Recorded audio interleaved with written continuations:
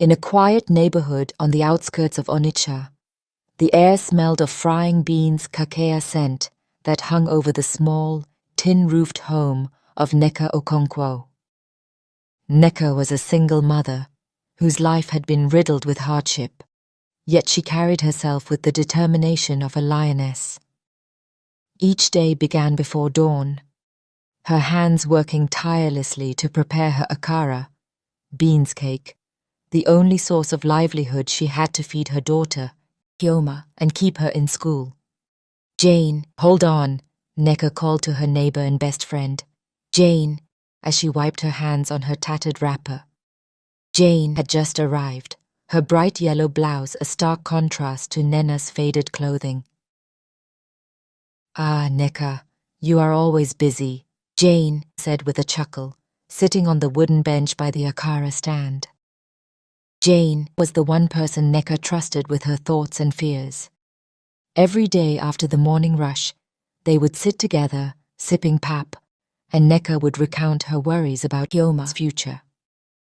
"She's my only hope," Nneka said with a wistful smile. "I know Kioma will make me proud one day. All this suffering won't be in vain." Jane nodded, but something flickered in her eyes. Something Nneka never noticed, a quiet unease that brewed each time Nneka spoke of her daughter's potential: poverty. Kioma, a sharp and beautiful young woman, was the jewel of Nneka's life. Despite their poverty, Kioma excelled in her studies, often staying up late into the night with a candle stub to prepare for exams. Nneka would sit by her side, watching her with a mixture of pride and longing. "I must finish school, Mama," Kioma often said. "When I graduate, you will never have to fry akara again." Those words were the balm to Nneka's weary soul. She believed them with every fiber of her being, even as she battled the relentless grip of poverty. But one evening, as Nneka sat with Jane outside their home, frying the last batch of akara for the day, a man approached the stall. He was tall, well-dressed, and exuded an aura of wealth that immediately set him apart. "Good evening," he said, his voice smooth. "I am looking for Kioma." Nneka blinked in surprise. "You are looking for my daughter? What for?" The man smiled. "My name is Chima. I have been seeing her at the university. She's quite brilliant. I wanted to speak with you, ma'am." Jane's eyes widened as she exchanged a quick glance with Nneka. Chima continued, explaining his admiration for Kioma's intelligence and determination. It was clear he was not just a passing admirer, he was smitten. When Kioma returned home that night, her mother shared the encounter, and her daughter's cheeks flushed with embarrassment. "Mama, he's just a friend," Kioma insisted, though her eyes betrayed a spark of excitement. Jane, however, seemed unusually quiet that evening. As Nneka walked her back to her house, she couldn't help but notice her friend's forced smile. "You're lucky, Nneka," Jane said suddenly. "Kioma is a good girl. But be careful, These rich men don't always mean well." Nneka laughed lightly. "Hane, you worry too much.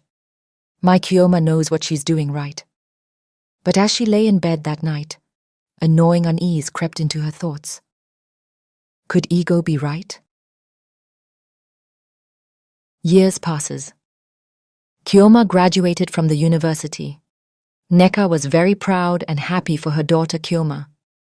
Kioma got married after her youth service, and she carried her mother to the city to live with her in the city with her husband and kids. Few months later, Jane, Nneka's friend, visited Nneka at Kioma's mansion, carrying a basket of yams as a gesture of goodwill. Her eyes darted around the luxurious living room, taking in the polished floors and golden accents with barely concealed envy. "Nneka, you've done well for yourself," Jane said with a smile that didn't reach her eyes. "It's good to see you happy." Nneka, ever trusting, beamed. "Jane, It's all Kioma's doing. She's such a blessing. I keep thanking God for her every day. As Nneka excused herself to fetch drinks, Jane moved quickly. She spotted a scarf draped over a charon that Nneka often wore and slipped it into her bag. Our channel preserves the heart of African storytelling, keeping these echoes alive for future generations. What makes Eka unique? We blend tradition and creativity, authentic African stories brought to life through vivid narration, stunning visuals, and a deep passion for preserving our heritage. She excused herself from the visit, claiming she had urgent matters to attend to. That night, Jane returned to the spiritualist with the stolen scarf and strands of Nneka's hair, which she had plucked from a comb she'd borrowed weeks earlier. The spiritualist began the ritual under the cover of darkness, chanting incantations in a language Jane couldn't understand. He placed the scarf and hair into a calabash filled with strange herbs and a red liquid that smelled of iron. As the spiritualist chanted, he sprinkled ashes over the calabash and instructed Jane to repeat after him. Her joy shall turn to sorrow, her pride shall turn to shame, her child shall be her punishment. Jane's voice quivered as she echoed the words, but her resolve was firm. When the ritual was complete, the spiritualist handed her a small vial of dark liquid pour. This near her dwelling, he instructed. The charm will take root, and her life will begin to unravel. Not long after the ritual, Nneka began to notice subtle changes in Kioma's behavior. At first it was small things, a sharp tone, a dismissive glance, but soon it escalated. Chioma would leave the house without telling her mother where she was going, and when she returned, she barely acknowledged her presence. One evening, as Nneka sat at the dining table waiting for Chioma to join her for dinner, she heard her daughter's raised voice from the living room. "Mama, must you sit there like a queen? Don't you see that I have a husband to attend to? You're always in the way." The words cut through Nneka like a blade.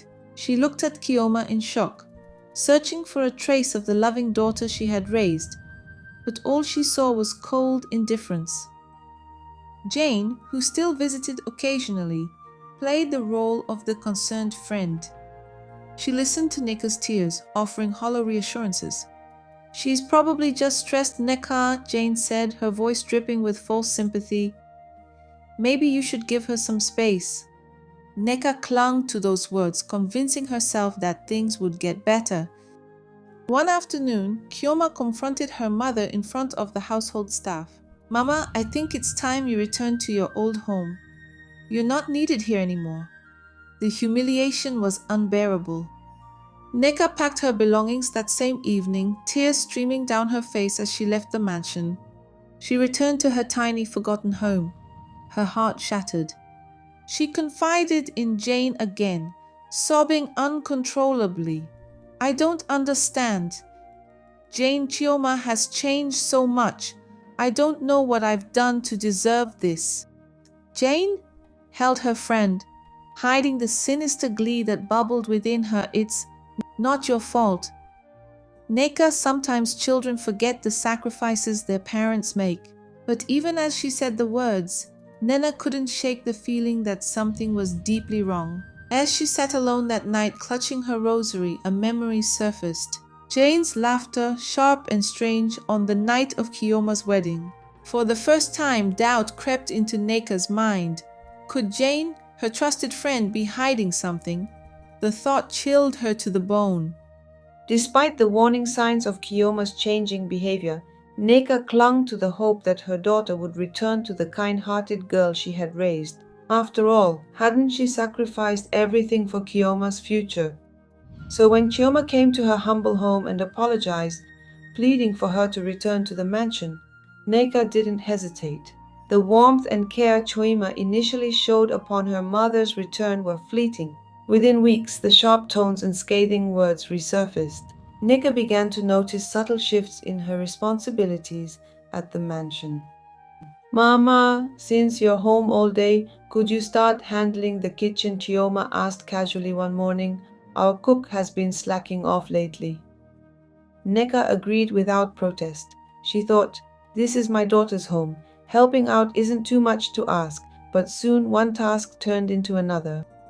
Nneka became the housemaid, responsible for cleaning, cooking, and even tending to the sprawling garden. Mama, make sure you iron Chidi's clothes properly, Choima said one afternoon, dropping a pile of her husband's laundry at Nneka's feet. He likes sharp creases, and if you don't do it right, he'll be upset. Nneka swallowed her pride and set to work. Every crease of the iron felt like a scar on her soul.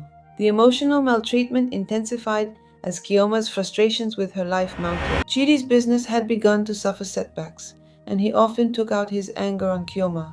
In turn, Kioma redirected her bitterness toward her mother. "You're so lucky to be living in this house," Kioma snapped one evening as Nneka quietly served dinner. "Some women your age are still in the village, roasting plantain and frying akara by the roadside.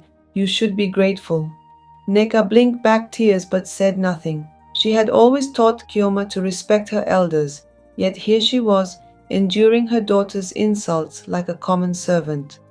One day, Kioma hosted a gathering for her wealthy friends. Nneka had spent hours preparing food and setting the table, her back aching and her hands raw from washing dishes. But when the guests arrived, Kioma introduced her mother in a way that crushed her spirit. "This is Mama," Kioma said with a dismissive wave. "She helps around the house." Nneka felt the weight of humiliation settle on her chest. She had expected pride in Kioma's voice, perhaps a mention of the sacrifices she had made. But no, she was nothing more than a helper in her daughter's eyes. The mansion, once a symbol of hope and comfort, became a gilded cage. Nneka wasn't allowed to leave without Kioma's permission, and the staff treated her with quiet pity. The loneliness was unbearable. One day she overheard two maids whispering in the hallway. "Why does Madam treat her mother like this?" One asked. "Who knows? Maybe there's something wrong between them." "It's none of our business," the other replied. Nneka bit her lip, retreating to her small, sparsely furnished room at the back of the house. She sat on the edge of her bed, staring at her calloused hands. These hands had fed Kioma, clothed her, and sent her to school. Now they were being used to scrub floors and wash plates. She thought of her friend Jane and longed for someone to confide in, unaware of the role Jane had played in her suffering. Life at the mansion was no longer merely uncomfortable for Nneka, it became unbearable. Chioma's frustrations grew darker, and she no longer made any attempt to hide her contempt for her mother. One rainy evening, after Nneka had spent the entire day scrubbing the floors and washing piles of dishes from a party, she sat down for a moment to rest, her aching back. Chioma walked in, her expression stormy. "What are you doing sitting down?" Chioma barked. "There's still the guest bathroom to clean." "My daughter," Nneka stammered, her voice weak.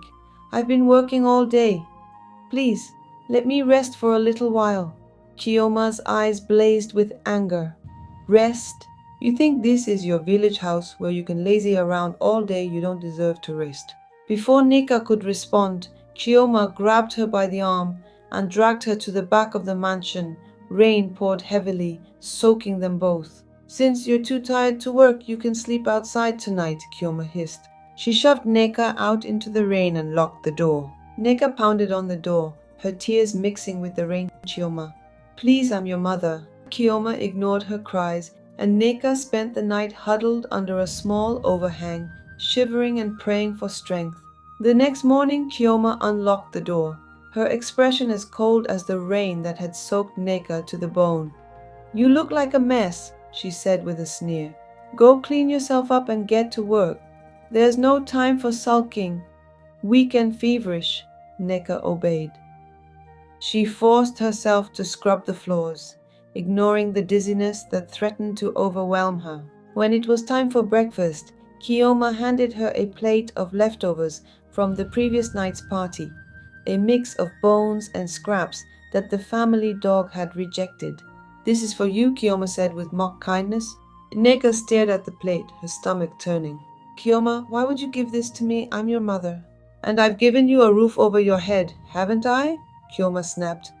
"If you don't like it, You can go back to your filthy roadside Akara stand. With no other choice, Nneka ate the scraps, each bite a bitter reminder of how far she had fallen. Kiyoma's cruelty escalated further. One evening, after a particularly heated argument with Chidi, she stormed into the kitchen where Nneka was washing dishes. You think you're so perfect, don't you? Kiyoma snarled, grabbing a nearby dish and smashing it against the wall. You're the reason I'm stressed out all the time. I'm sorry, my child, Nneka said, trying to calm her. Please, let me. Before she could finish, Kiyoma slapped her across the face, the sound echoing through the kitchen. Nneka stumbled back, holding her cheek, her eyes filling with tears. That's what you deserve.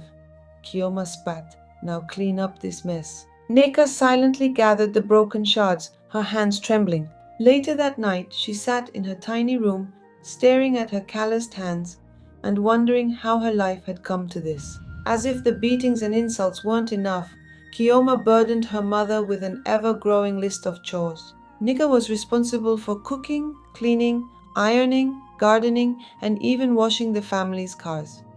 One particularly grueling day, Kiyoma invited several friends over for lunch. After serving them, Nneka returned to the kitchen to find a mountain of dirty dishes waiting for her. You'd better have all of this cleaned up before the guests leave, Kiyoma said, and make sure the glasses sparkle. I don't want anyone thinking we're dirty. Nneka spent hours washing and scrubbing, her fingers wrinkled and sore. By the time she finished, her legs were shaking from exhaustion. When Kiyoma checked her work, she found a tiny smudge on one of the glasses. Are you blind? She snapped, throwing the glass at the sink where it shattered. Do it again. Nneka started over, her tears falling silently into the soapy water. Kiyoma's maltreatment wasn't limited to the privacy of the mansion. She began belittling Nneka in front of guests, using her as an example of what she considered a failure. During a dinner party, Kiyoma's voice rang out as she addressed her friends. My mother didn't plan her life properly, and now look at her, she's living off me like a parasite. Laughter erupted around the table, and Nneka's heart shattered. She kept her head down, swallowing her humiliation. Later that night, Chidi approached her quietly. Mama, I'm sorry about the way Kiyoma speaks to you, he said, his tone almost apologetic. But when Kiyoma appeared in the doorway, his expression hardened. Just make sure you don't embarrass us again, he added, leaving Nneka to wonder if there was anyone in the house who truly cared about her. The constant abuse began to take a toll on Nneka's health. She grew weaker by the day, her body unable to keep up with the relentless demands. One night as she lay in bed, her thoughts turned to Jane. Despite everything, she longed for someone to talk to, someone who could understand her pain. She picked up her phone and dialed Jane's number, her voice trembling. Jane, I need your help. Kiyomesh is not herself. She's treating me like a slave. Jane's voice was calm but laced with faint concern. Oh, Nneka, I warned you about moving in with her. You should have stayed in your own house, but don't worry, I'll pray for you.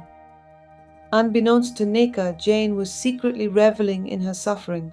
The charm she had planted was working perfectly, and she had no intention of helping her friend. One evening, after a long day of endless chores and insults, Nneka collapsed in the kitchen. Chioma found her lying on the floor and shook her roughly. Get up, Chioma shouted. You're so dramatic, always looking for attention. But Nneka didn't move. For the first time, Kiyoma saw the pain and exhaustion etched into her mother's face. Maybe I've pushed her too far, Kiyoma thought briefly, but the moment of doubt was fleeting. She's just being lazy, she decided, walking away. As Nneka lay on the cold tile floor, she whispered a desperate prayer. God, if you can hear me, please save me from this misery. Unbeknownst to her, a series of events were already in motion that would change everything. Nneka remained on the kitchen floor for hours, her body too weak to move. The mansion's grandeur mocked her as she lay there, recalling the sacrifices she had made for Kiyoma. Yet all she received now were insults, bruises, and humiliation. The next morning, Kiyoma found Nneka still on the floor. Instead of showing concern, she kicked her lightly with the tip of her shoe. You're so useless, she muttered. Get up and clean yourself. You're an eyesore. Nneka obeyed, dragging herself to her room. She felt a mix of pain and anger, but most of all, she felt despair. Still, deep down, she believed her daughter wasn't entirely lost. Meanwhile, Chilma's relationship with Chidi grew more strained. His business troubles deepened, and he often berated her for the smallest things. These arguments fed Kyoma's bitterness, making her lash out even more at her mother. Jane, sensing her charm was working, visited the mansion to gloat. She found Kyoma pacing in the living room, her frustration evident. "What's wrong, Kyoma?" Jane asked, masking her glee. "It's Mama," Kyoma snapped. "She's so pathetic she can't do anything right." Jane nodded sympathetically. "Some people are like that. Maybe she's cursed." Kyoma hesitated. "Cursed." Jane smirked inwardly, planting the seed of doubt. It's possible. Sometimes people carry bad energy, and it affects everyone around them. That night, Kyoma stared at Nneka from across the dining table. For the first time, she wondered if her mother was the source of her recent troubles. The abuse continued to escalate. One evening, after a particularly brutal argument with Chidi, Kyoma stormed into Nneka's room.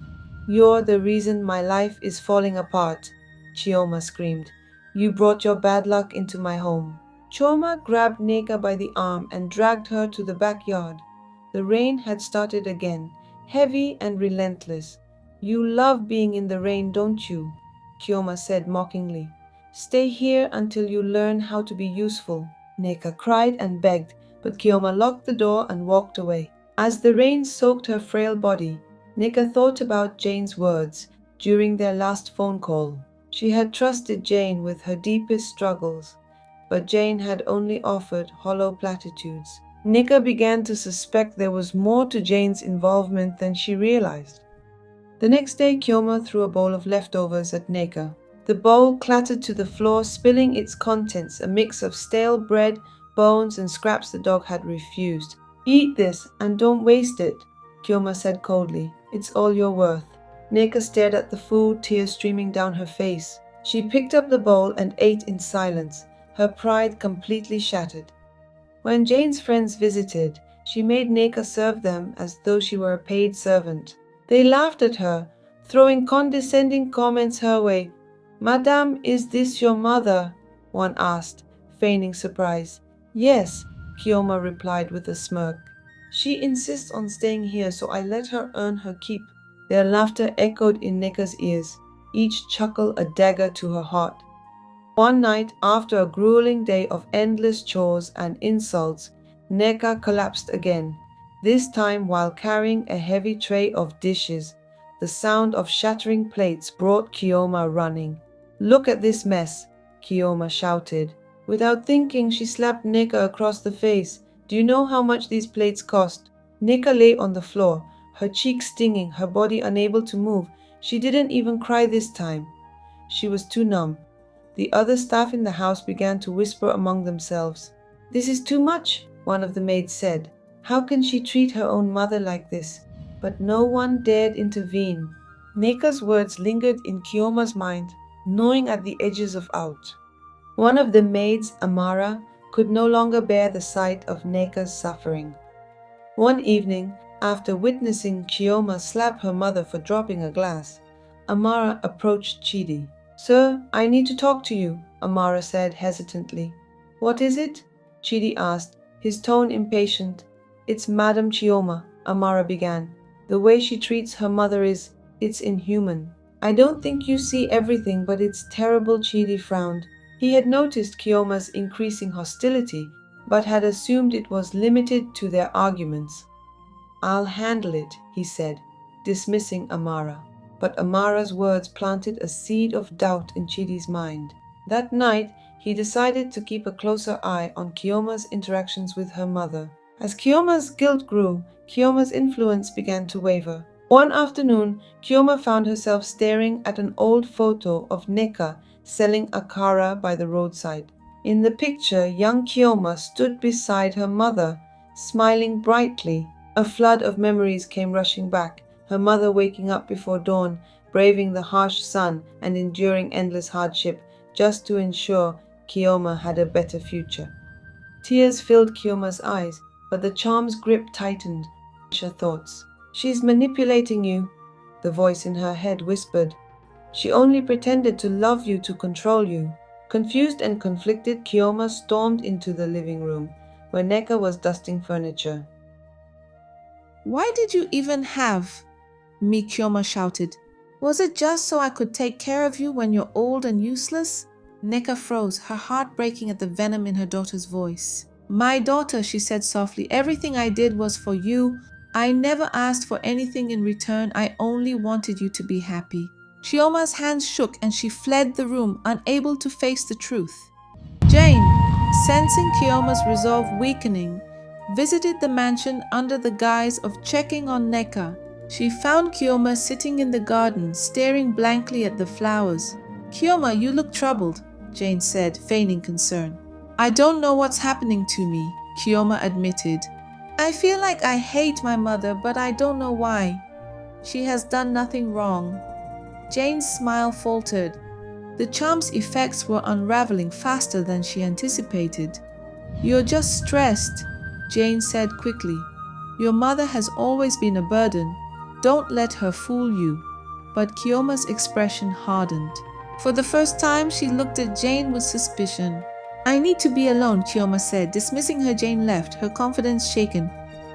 She decided to return to the spiritualist for more reinforcement, unaware that her plans were about to backfire. That night, Nneka knelt by her bed and prayed fervently. God, I don't know who or what has turned my daughter against me, but I trust that you will reveal the truth. Protect her from harm and open her eyes to see what is right. In her heart, she felt a small glimmer of hope. She knew that love and truth would ultimately prevail, even in the face of Jane's dark schemes. As the spiritualist prepared the final counter-charm, the forces at play began to shift.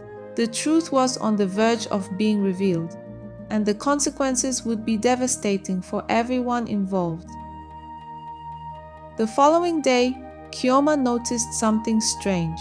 Her thoughts weren't as clouded as before, and memories of her mother's sacrifices kept intruding. She began to question her own actions and the influence Jane seemed to have over her decisions. At the same time, Chidi grew more suspicious. During dinner, he observed how Kioma spoke to her mother, each word sharp and biting. When Nneka accidentally spilled a drop of soup, Kioma exploded, calling her a useless burden, Mama. Are you okay? Chidi asked, his voice cutting through Kioma's tirade. I'm fine, Nneka whispered, her head bowed, but Chidi wasn't convinced. Later that night, he confronted Kioma. You're going too far, Kioma, he said. That's your mother, not a servant. Why do you treat her this way? She's manipulative, Kioma snapped. You don't understand what I've been through because of her? Or is someone putting these ideas in your head? Chidi pressed. Kioma froze, the question hitting a nerve. She brushed him off, but his words lingered in her mind. Jane, sensing her charm's grip loosening, returned to the spiritualist in a panic. Strengthen the charm again, she demanded. It's not working like it used to. The spiritualist stared at her coldly. I warned you. There would be consequences. The bond between a mother and child is sacred. Your envy has already gone too far. I don't care about your warnings, Jane shouted. Do what I paid you for.